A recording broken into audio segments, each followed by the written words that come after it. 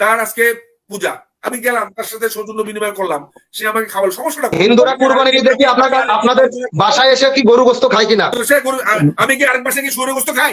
তাহলে আপনি প্রসাদ খান কেন? আপনি প্রসাদ খান কেন? প্রসাদ কি খাওয়া নিষেধ? মিষ্টি খাওয়া ওটা অবশ্যই 100% নিষেধ। আমার থেকে দলিল নিয়ে যান। প্রসাদ খাওয়া যে যাবে না এই দলিলটা আমার থেকে নিয়ে যান। যেটা দেব দেবী মূর্তির নামে উৎসর্গ করা হয় সেই খাবার খাওয়া সম্পূর্ণ হারাম।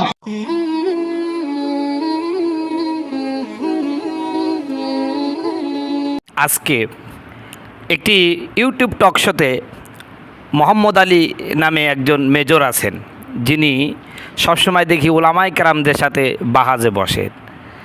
আসলে আমি এইটা পছন্দ করি না। একজন জাহেল মানুষ, সে আলেমদের সাথে বাহাজ করবে, আর আলেমরা তার সাথে বড় বড় ডিগ্রি নিয়ে মাওলানা মুফতি মহাদ্দেশ, সে যাচ্ছে একজন মেজরের সাথে, যে জেনারেল শিক্ষিত, তার সাথে বাহাজ করতে। আর এই সুযোগটা কাজে লাগিয়ে তার মন গড়া ব্যাখ্যা বিশ্লেষণ অনলাইনের মাধ্যমে প্রচার করছে। আমার বন্ধুগণ, আমার ভাইরা, আজকে যে বক্তব্য সে দিয়েছে, এতে কোরআন হাদিসের দৃষ্টিতে তার ঈমান একেবারেই চলে গেছে। সে বলেছে হিন্দুদের বাড়িতে গিয়ে প্রসাদ খাওয়াতে কোনো সমস্যা নাই, নাউজুবিল্লাহি মিন যালিক। অথচ সমস্ত উলামায়ে কেরাম একমত যে হিন্দুরা তাদের দেবদেবীর উদ্দেশ্যে যে খাবার উৎসর্গ করে, এটা কোনো মুসলমানের জন্য খাওয়া জায়েজ নাই। একমাত্র একেবারে কোরআনুল কারীম থেকে এটা প্রমাণিত। আল্লাহ পাক বলছেন সূরা বাকারা 173 নম্বর আয়াত, আল্লাহ বলছেন ইন্নামা হাররামা আলাইকুমুল মাইতাতা ওয়াদ-দামা ওয়া লাহমাল খিনজিরি ওমা উহিল্লা বিহি লিগায়রিল্লাহ ফামানিস্তুররা গায়রা বাগ ওয়ালা আদ ফালা ইসমা আলাইহি ইন্নাল্লাহা গফুরুর রহিম।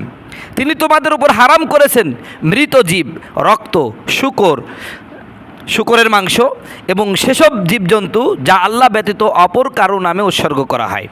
আর হিন্দুরা যে প্রসাদ তৈরি করে, এটা তাদের দেবদেবীর নামে এই প্রসাদগুলো তৈরি করে, এগুলো উৎসর্গ করে। আর আল্লাহ পাক বললেন সেসব জীবজন্তু যা আল্লাহ ব্যতীত অপর কারো নামে উৎসর্গ করা হয়, সেগুলো খাওয়া তোমাদের জন্য জায়েজ নাই।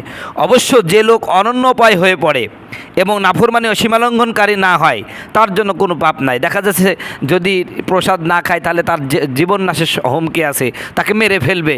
এমন একটা এলাকা, হিন্দু অধ্যুষিত এলাকা, সে দৌড় করে নিয়ে গেছে, এখন যদি প্রসাদ না খায় তাহলে তাকে মেরে ফেলবে। এখন জীবন বাঁচানোর তাগিদে ওই মুহূর্তে কোনো প্রকার অন্তরে খাবো এরকম ইচ্ছা নাই, কিন্তু জোর করে খাওয়াই দিছে, তাহলে কোনো সমস্যা নাই। কিন্তু ইচ্ছাকৃতভাবে কোনো মুসলমানের বাচ্চা যার ঈমান আছে, যে বিশ্বাস করে আল্লাহ এক, যে বিশ্বাস করে মুহাম্মদ সাল্লাল্লাহু আলাইহি ওয়াসাল্লাম তার রসুল, যে বিশ্বাস করে পরকাল আছে, যে বিশ্বাস করে কোরআন সত্য, এর জন্য কোনো মুসলমানের বাচ্চার জন্য, এই রকম কোনো মুমিনের জন্য হিন্দুদের প্রসাদ খাওয়া জায়েজ নাই। যে কুলাঙ্গার বলবে এটা জায়েজ, তার ঈমান নাই, সেটা বেঈমান হয়ে গেছে, এতে কোনো সন্দেহ নাই। সম্মানিত বন্ধুগণ, আমার ভাইয়েরাম, আরও দলিল দিচ্ছি, শুনুন। এই যে প্রসাদটা, এই প্রসাদটা প্রস্তুত করা হয় গোস্ত দিয়ে। যেই গোস্তটা ওরা আনলো, ওই যে ছাগলটা জবাই করেছে, এই ছাগলটার শুরুতে নিঃসন্দেহে আল্লাহর নাম নাই, নিয়েছে কার নাম? তাদের দেবদেবীর নামে এগুলো জবেহ করেছে। সুতরাং যেহেতু এটা তারা তাদের দেবদেবীর নামে জবেহ করেছে, সেই গোস্ত দিয়ে প্রসাদগুলো রান্না করা হয়েছে, এটা খাওয়া জায়েজ হবে না। কথা বুঝতে পারছেন? দেবদেবীর উদ্দেশ্যে পূজা উপলক্ষে যাই দেবে, আপনি মুসলমানের বাচ্চা, আপনি খেতে পারবেন না।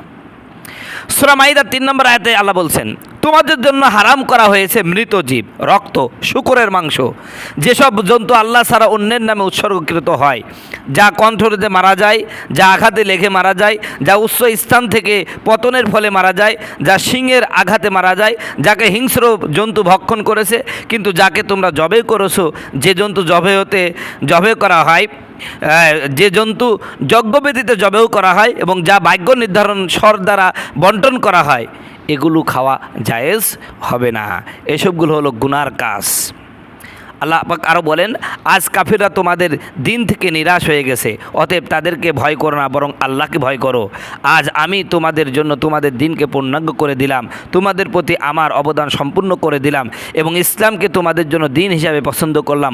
অতএব যে ব্যক্তি তীব্র ক্ষুধায় কাতর হয়ে পড়ে কিন্তু কোনো গুনার প্রতি প্রবণতা না থাকে, তবে নিশ্চয় আল্লাহ তাআলা ক্ষমাশীল। সূরা আনামের 145 নম্বর আয়াতে আল্লাহ পাক বলছেন, আপনি বলে দিন, যা কিছু বিধান ওহির মাধ্যমে আমার কাছে পৌঁছেছে তোর মধ্যে আমি কোনো হারাম খাদ্য পাই না কোনো ভক্ষণকারীর জন্যে, যা সে ভক্ষণ করে, কিন্তু মৃত অথবা প্রবাহিত রক্ত অথবা শূকরের মাংস এটা অপবিত্র অথবা অবৈধ। জবাই করা জন্তু যা আল্লাহ ছাড়া অন্যের নামে উৎসর্গ করা হয়, অথবা যে ক্ষুধায় কাতর হয়ে পড়ে এমত অবস্থায় যে অবাধ্যতা করে না এবং সীমালঙ্ঘন করে না, নিশ্চয় আপনার পালনকর্তা ক্ষমাশীল দয়ালু। সূরা নাহালের 115 নম্বর আয়াতে আছে, আল্লাহ অবশ্যই তোমাদের জন্য হারাম করেছেন রক্ত, শূকরের মাংস এবং যা জবাইকালে আল্লাহ ছাড়া অন্যের নাম উচ্চারণ করা হয়েছে, অথবা কেউ সীমালঙ্ঘনকারী না হয়ে নিরুপায় হয়ে পড়লে তবে আল্লাহ ক্ষমাশীল পরম দয়ালু।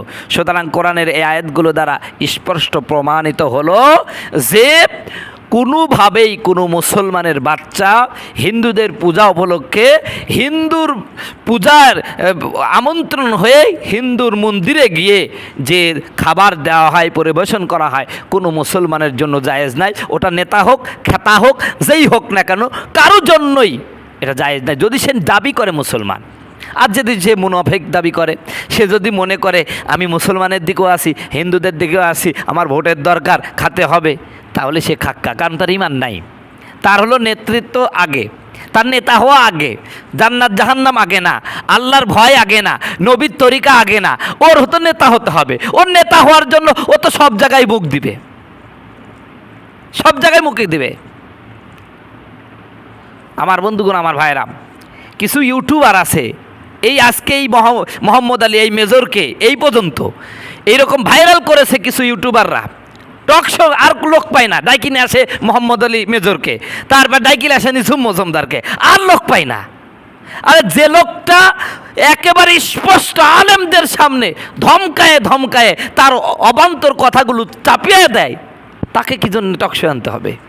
আমার তো বুঝে আসে না, আমি অবাক হয়ে যাই। আর আমরা হুজুরাও কোনো প্রতিবাদ করি না, ভাই ভাই করতে করতে ফেনা তুলি ফেলি।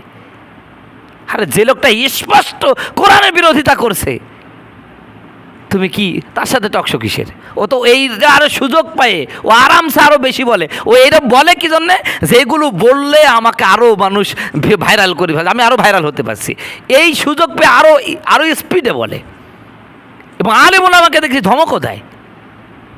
ওর সাথে কিসের? যে লোকটা কয়ের পিঠে খদে না, আলিফের পরে বা লিখতে পারে না, বাংলা কোরআন শরীফের কিছু তর্জমা পড়ে উনিই সবচেয়ে বেশি বোঝে, আর কেউ বুঝে না, তার সাথে কিসের বাহাস? আমার তো এটাই বুঝে আসে না।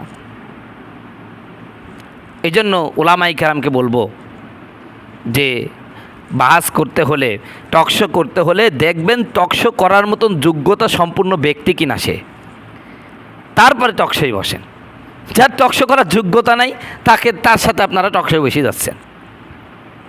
বন্ধুগণ, আমার ভাইয়ের, আমার সামনে পূজা আসছে, আমি স্পষ্ট ঘোষণা করছি, কোনো মুসলমানের জন্য হিন্দুদের উপাসনালয়ে যাওয়া জায়েজ নাই। হযরতে ওমর ইবনে খাত্তাব রাদিয়াল্লাহু তাআলা আনহু একদিন রাস্তা দিয়ে যাচ্ছিলেন, হঠাৎ দেখলেন